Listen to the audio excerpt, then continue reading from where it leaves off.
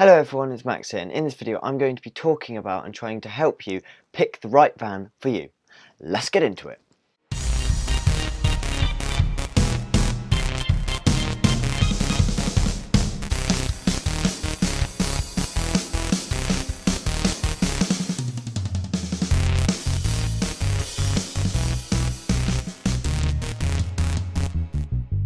Okay guys, so I hope you like that new intro because that's going to be a temporary intro for now because yeah, my channel's changed, so I'm going to change the intro. I may update it again, but that's just something I'd already put together on the van build video, which you can check out up there. But basically, yeah, I need to stop hitting that. But basically, yeah, simple new intro. Hope you like it, and yeah, let's get into it.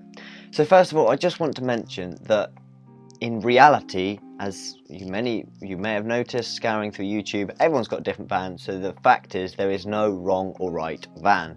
There is a van that will probably suit you best, but more than others, depending on size, shape and all of that stuff, and price and budget and year and all of that. That will all depend on you, but there is no wrong or right van to convert a camper. I'm just going to say that first. And another thing I'm going to say, just so people don't get it wrong, is the new DVLA rule, which I did make a video on, you can check out up here. You don't have to abide by it. You don't have to change the DVLA sheet. You can just leave it. You can do it a van with windows, but you do not need a high top if you do not want one. You do not need two windows on one side if you do not want one. You do not need the requirements. You can just keep it as a panel van with windows, or just a panel van if you want. So the first thing to decide what van you like is, say, the purpose. So are you going to be living in it? Is it a weekend van, or is it like, are you going to go away for maybe a month or 2 months, a year? Like, what's the use? Have you made a floor plan? Have you designed it? Have you drawn loads of sketches?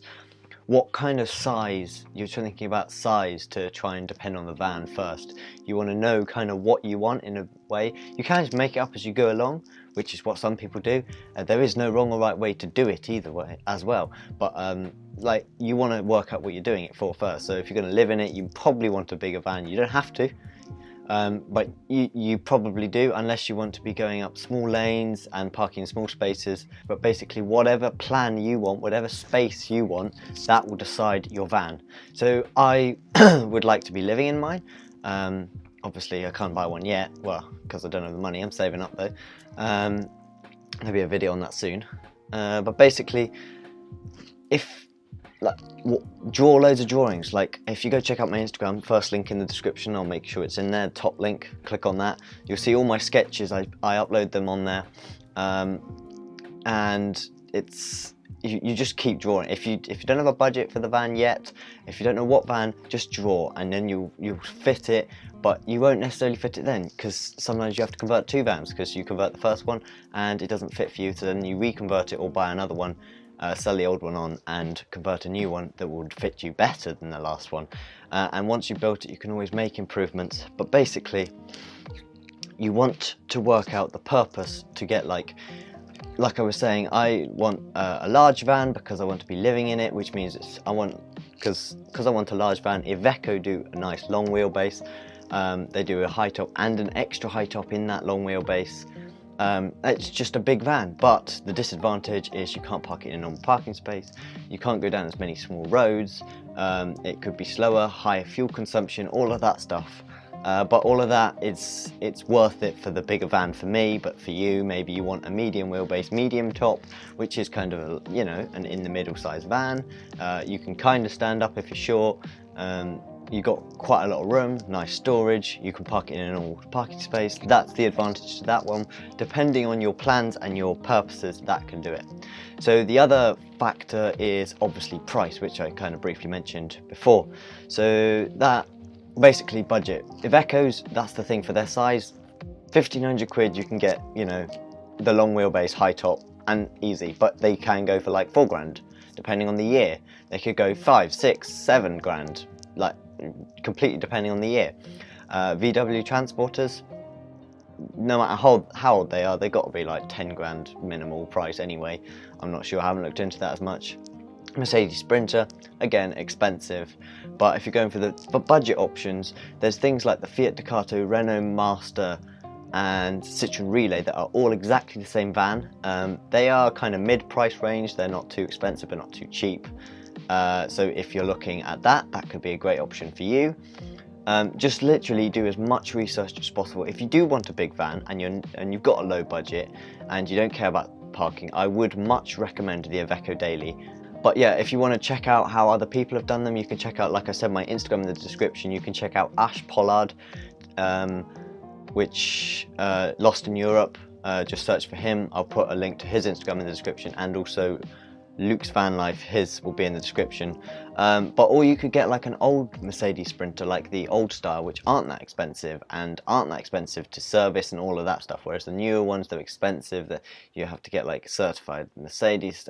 I don't know, all I know is you got to have like quite a lot of money to deal and maintain a Mercedes Sprinter from like 2010 onwards, or whatever it is. Like I said, there's no right or wrong van, but if you have a friend who is converting a van, or a friend who just owns a work van, and they say, oh yeah, it's a great engine, I'd recommend this video, and they say it's a great van, I recommend this van, then maybe take their suggestion for it. But I know that the Ivecos are quite reliable, they're not too cheap in terms of price for the parts, but they're not expensive like Mercedes either. And like Ford Transit, if you're in the UK, parts are easy to get and cheap as hell. So if you're on about price, definitely go for the Ford, but they don't do very big vans. That's the disadvantage to them, which is why I don't want to do it. And the rusting problem is quite big. Same for Mercedes as well. That's why I like the Ivecos, but then there's also the mid-range of, like I mentioned, the Fiat Ducatos and all of its brothers and sisters, shall we say. But literally there's no wrong or right, but you pick a van for you, work out your layout, either find a van that you like, that someone's recommended, that you already have, work a plan for it, or design a plan, think, okay, I want a big van, get a big van, work out your budget as well. Do you have loads of money? If you do, maybe a long wheelbase Mercedes Sprinter. If you don't, maybe a long wheelbase Iveco, like I keep mentioning. And yes, I do say Iveco instead of Iveco. As Red Pill in Motion mentioned, that basically they're Italian, and I can't imagine Italians going Iveco, so it's probably Iveco, but you can say what you like. Like, you know, there's no wrong or right to anything really, unless the owner says. But yeah, but I hope this video helped some of you. I hope it comes across. I hope some of you watch this and you go, this was much help. But like I mentioned, Red Pill in Motion, he's done a similar video, which I'll link up here as well, because I'd recommend you go subscribe to him. He's got an Iveco, and it's a stealth Iveco, and it's an amazing layout. He hasn't actually showed it yet, but I've seen it in real life. But if you want to go and see his build, he's starting it, so I'd recommend you go check it out, like I said in the card, and I'll probably link it in the description if I remember as well. So if you did like this video, I'd be much appreciated if you dropped a comment down below, smash the like button and hit the subscribe button, and I'll see you in the next video next Wednesday.